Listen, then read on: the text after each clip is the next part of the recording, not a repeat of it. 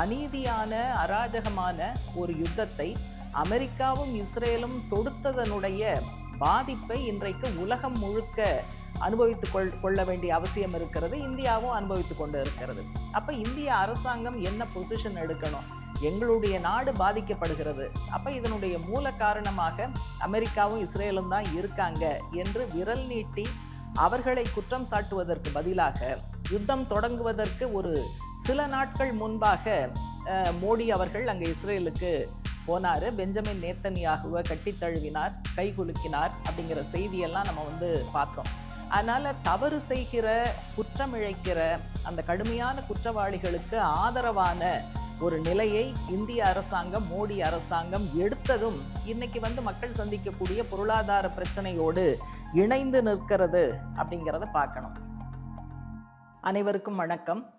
Peoples democracy மே 4-10 வாரத்துக்கான தலையங்கத்தினுடைய தலைப்பு பொருளாதார நெருக்கடி ஆழமாகி வருகிறது, ஆனால் மோடி அரசு மக்களை திசை திருப்புகிறது. இதுதான் தலையங்கத்தினுடைய தலைப்பு. பொதுவாக இந்த காலகட்டத்தில் மக்கள் புள்ளி விவரத்தை தேடியே போக வேண்டாம், மக்களுடைய வாழ்க்கையிலிருந்து, அனுபவத்திலிருந்து இதை நம்ம பார்க்க முடியும். பொருளாதார நெருக்கடிங்கிறது பல்வேறு விதங்களில் நம்மை துன்பக் கேணிக்குள் ஆழ்த்தி கொண்டு இருக்கிறது. ஏற்கனவே கடுமையான விலைவாசி உயர்வு, அதே போல் வேலையின்மை, இதுக்கு மத்தியில் வேலைக்கு போனாலும் அதிக ஊதியம் இல்லை, கிடைத்து கொண்டு இருக்கக்கூடிய ஊதிய விகிதம் உயர்வது அப்படிங்கிறது ரொம்ப ரொம்ப கடினமான விஷயமாக இருக்கிறது. இந்த மாதிரி இருக்கக்கூடிய மோசமான நிலைமையை இன்னும் கொஞ்சம் அதிகமாக்குகிற அளவுக்கு சில டெவலப்மெண்ட்ஸ் நடக்குது. இப்போ உதாரணமாக மேற்காசிய பகுதியில் நடக்கக்கூடிய யுத்தம், அமெரிக்காவும் இஸ்ரேலும் சேர்ந்து ஈரான் மீது நடத்தக்கூடிய அந்த தாக்குதல், அதனுடைய விளைவாக சங்கிலி தொடராக உலக நாடுகள் மேலே அதனுடைய தாக்கம் இருக்குது. இந்தியாவும் அதனுடைய பாதிப்பை உணர்கிறது. அப்போ பெட்ரோல் வரத்து, டீசல் வரத்து பிரச்சனையாக இருக்கிறது. பெட்ரோலிய பொருட்கள் கிடைப்பது கடினமாக இருக்குது.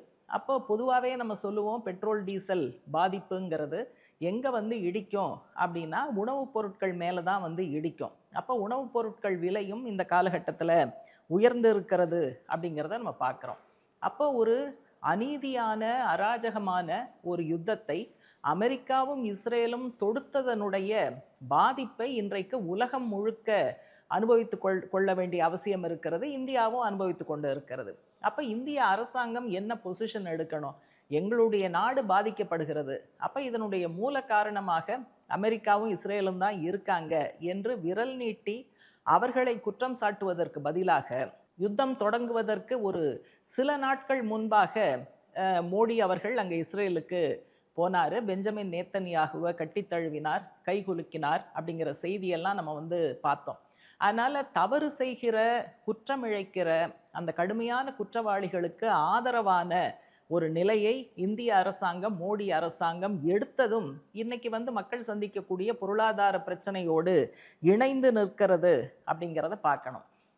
குறிப்பாக அயல்துறை கொள்கையில் அமெரிக்காவுக்கு அடிபணிந்து சமரசம் செய்து கொண்டு இங்கு எடுக்கக்கூடிய நிலைப்பாடு அரசு தரப்பில், அகில இந்திய அளவில் அதனுடைய பாதிப்பு தான் இன்றைக்கு மக்களுடைய தலை மீது பொருளாதார நெருக்கடியாக, சுமையாக விழுந்து கொண்டு இருக்கிறது அப்படிங்கிறத நிச்சயமாக நம்ம புரிஞ்சுக்கணும். இப்போ இவ்வளவு பிரச்சனைக்கு நடுவில் அரசாங்கம் ஒன்றுமே பண்ணலையா? இந்த கிரைசிஸை, இந்த நெருக்கடியை சரி செய்ய எதுவுமே பண்ணலையா அப்படின்னு கேட்டால், பெட்ரோலிய பொருட்கள் மீதான கலால் வரியை ஒரு 10 ரூபாய் அளவுக்கு மோடி அரசு குறைத்து இருக்கிறது. அது ஜுஜுபி தான், அதில் ஒன்றுமே கிடையாது. அதை குறைச்சிட்டாங்க. அந்த 10 ரூபாய் குறைவு கூட கன்சியூமர்ஸ்க்கு ஏதாவது உதவியாக இருக்குமானா இருக்காது. அது ஆயில் கம்பெனிஸ்க்கு உதவி செய்யக்கூடிய விதத்தில் தான் அந்த குறைப்புங்கிறதும் இருக்குது. ஆனால் அதே சமயம் இந்த நெருக்கடியின் பெயரால் இந்த காலகட்டத்தில் வணிக பயன்பாட்டுக்கு இருக்கக்கூடிய எல்பிஜி சிலிண்டர் அது 993 ரூபாய் அதிகரிக்கப்பட்டது. அதே போல் வீட்டு உபயோக எல்பிஜி சிலிண்டர் அது மார்ச் மாதமே சிலிண்டருக்கு 60 ரூபாய் என்பது உயர்த்தப்பட்டது. எப்போவுமே நம்ம பார்த்துருக்கோம், நம்முடைய சமூகத்தில் இப்படி ஒரு தட்டுப்பாடு வந்ததுன்னு சொன்னால் உடனே பதுக்குவாங்க. அப்போ இந்த பதுக்கி வைத்து சிலிண்டர்கள், ஒரு சிலிண்டர் வந்து 3000 ரூபாய் 4000 ரூபாய் ரேஞ்சுக்கு கூட கள்ளச்சந்தையில் விற்பனை ஆகிறது அப்படிங்கிறதெல்லாம் இதனுடைய தொடர்ச்சியாகத்தான் இருக்கு. மோடி அரசாங்கம் வந்து எப்படியும் இதுக்கு வந்து விலையை உயர்த்தணும்னு தான் அவங்க பார்த்துக்கிட்டு இருந்தாங்க. பெட்ரோல் டீசல் உட்பட பல விஷயங்கள். 5 மாநில தேர்தலுங்கிறதுனால கொஞ்சம் கையை கட்டிக்கிட்டு உட்காந்துருந்தாங்க. தேர்தல் முடிஞ்சு ரிசல்ட்லாம் வந்ததுக்கு பிறகு இது எல்லா விலைகளும் உயர்ந்து கொண்டு இருப்பதை தான் நம்ம வந்து பார்க்குறோம். இதை தாண்டி எல் நினோ புயல் என்பது இந்த ஆண்டு பிற்பகுதியில் வருவதற்கான வாய்ப்பு இருக்குன்னு கணிக்கப்படுது. அப்போ அந்த மாதிரியான ஒரு இயற்கை பேரிடர் வந்தது என்று சொன்னால் ஏற்கனவே இருக்கிற நெருக்கடியோட இதுவும் சேர்ந்து எல்லாமே உணவுப் பொருள் தட்டுப்பாட்டுக்கு இட்டு செல்லும் அப்படிங்கிற ஒரு மிகப்பெரிய கவலை நமக்கு இருக்கிறது அப்படிங்கிறத இந்த தலையங்கம் சொல்லுது. இப்போ நமக்கு தெரிஞ்ச விஷயம் மோடி அரசாங்கத்துக்கு தெரியாதா? இதெல்லாம் இப்படி ஒன்னோட ஒன்று சேரும்போது அது வந்து ஒரு மிகப்பெரிய பாதிப்பை, தாக்கத்தை ஏழை எளிய மக்கள் மீது சுமத்தும் அப்படிங்கிறது அவங்களுக்கு தெரியுமா தெரியாதா? தெரியும். ஆனாலும் அது வந்து மக்கள் மீது ஏற்படுத்தக்கூடிய பாதிப்பை பற்றி அவங்க கவலைப்படலை அப்படிங்கிற விஷயம்தான் இப்போ தெளிவாக வருகிறது. இதோட சேர்த்து பணவீக்கம். அதனால் ஒரு குடும்பம் வந்து பட்ஜெட் போட்டுச்சுன்னா அது வந்து எங்கேயோ போட்ட பட்ஜெட் எங்கேயோ போய் நிற்கிற அளவுக்கு தான் இந்த நிலைமைகள் இருக்கு. இன்னொரு பக்கம் வேலை கிடைக்காத ஒரு சூழல் என்பதும் அதிகரித்து கொண்டு இருக்கிறது. அதுக்கு இந்த தலையங்கத்தில் நிறைய புள்ளி விவரங்கள் சொல்கிறாங்க. இப்போ உதாரணமாக லேபர் ஃபோர்ஸ் சர்வே அது வந்து மாதம் ஒரு புல்லட்டின் போடுது. இந்த வருஷம் மார்ச் மாதத்துக்கான அந்த புல்லட்டினில் அன்எம்ப்ளாய்மெண்ட் ரேட் வந்து 5.1% இருக்குது. நகர்ப்புறத்தில் இது வந்து 6.8% இருக்கிறது. இத்தனைக்கும் அந்த புல்லட்டினில் வந்து வாரம் வேலையின்மையோட நிலைமை என்னங்கிறத போடுறாங்க. இந்த வேலையின்மைங்கிறத இந்த விஷயத்துக்காக எப்படி வரையறை செய்கிறாங்கன்னா, எந்த வாரத்துக்கான அனாலிசிஸ் வருதோ அதுக்கு முந்தின வாரத்தில் யாராவது அந்த வாரம் முழுக்க 1 மணி நேரம் வேலை பார்த்துருந்தாலே அவங்களுக்கு வேலை கிடைச்சதுன்னு அர்த்தம். அதனால் அந்த மோசமான வரையறைக்குள்ளேயே வேலையின்மை விகிதாச்சாரம்ங்கிறது இந்த அளவுக்கு அதிகமாக இருக்குது. அப்போ உண்மையான வேலையின்மைங்கிறது இதை விட பல மடங்கு அதிகமாகத்தான் இருக்கும் அப்படிங்கிறத நம்ம புரிஞ்சுக்கலாம். எதுக்காக இந்த மாதிரி ஃப்ராட் பண்ணுறாங்க, எதுக்கு இப்படி போகஸ் வேலை பார்க்குறாங்க அப்படின்னா, உண்மையான வேலையின்மை விவரம் வந்ததுன்னு சொன்னால் அது இந்த அரசாங்கத்தின் மீது மக்களுக்கு எல்லையற்ற கோபத்தை ஏற்படுத்தும். அதிலிருந்து தப்பித்து கொள்வதற்காக இந்த புள்ளி விவர மோசடி, வரையறுப்பில் மோசடி இதெல்லாம் வந்து செய்யப்படுகிறது. இதுக்கு நடுவில் அரசாங்கம் கொடுக்குற புள்ளி விவரத்தை வச்சு தான் நம்ம ரியாக்ட் பண்ண வேண்டியிருக்கு. ஆனால் அசிம் பிரேம்ஜி பல்கலைக்கழகம் அவங்க வந்து இதை விட பயங்கரமான ஒரு ஃபிகர் சொல்லியிருக்காங்க. அவங்க வந்து 15லிருந்து 25 வயதுக்கு உட்பட்ட இளைஞர்கள், இளம்பெண்கள் மத்தியில் வேலையின்மை அப்படிங்கிறது 40% இருக்குது. 25லிருந்து 29 வயதுக்கு உட்பட்டவர்கள் மத்தியில் 20% வேலையின்மை இருக்குது. ஆனால் ஒரு பக்கம் இந்தியாவில் பெருமையாக நம்ம என்ன சொல்கிறோம், இளைஞர்களுடைய எண்ணிக்கை பாப்புலேஷனில் அது மிக அதிகமாக இருக்குன்னு. அப்போ இளைஞர்கள் எண்ணிக்கை அதிகமாக இருப்பதுங்கிறது ஒரு நாட்டினுடைய வளர்ச்சிக்கு ரொம்ப ரொம்ப முக்கியமான விஷயம். அதை நாட்டின் வளர்ச்சிக்கு சாதகமாக பயன்படுத்த மோடி அரசு தவறி இருக்கிறது.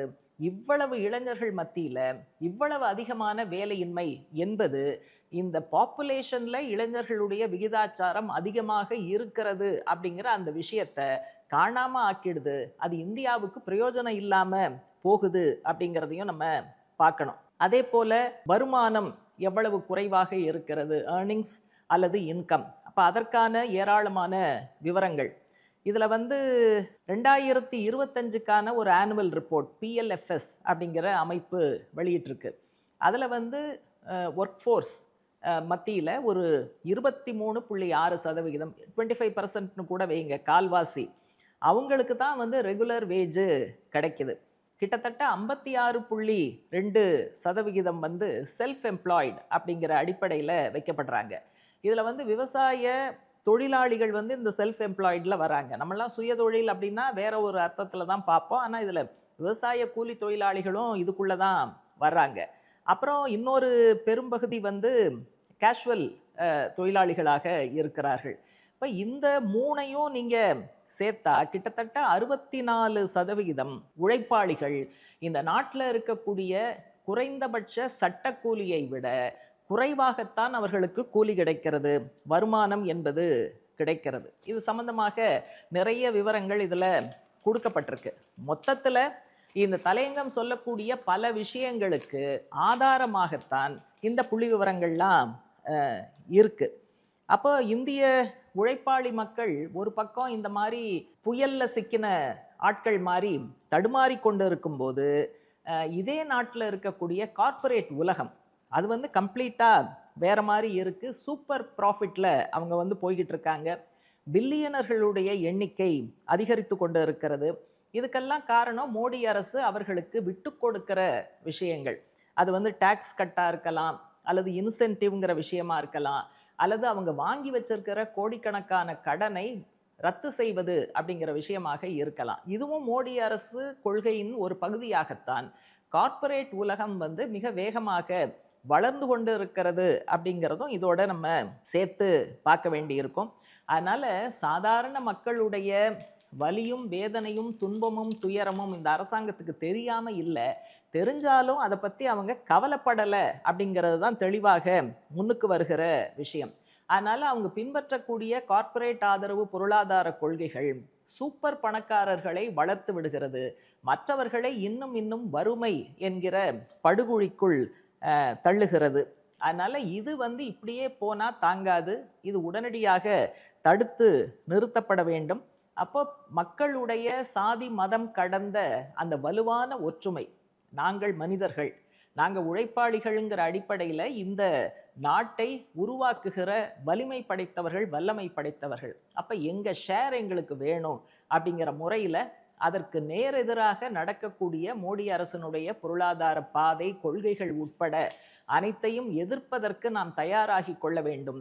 வரக்கூடிய காலம் இதே ரேஞ்சில் போச்சுன்னு சொன்னால் மிகப்பெரிய பாதிப்பை சந்திக்க வேண்டி இருக்கும் என்பதுதான் தலையங்கம் நமக்கு எச்சரிக்கையாக சொல்லுகிறது.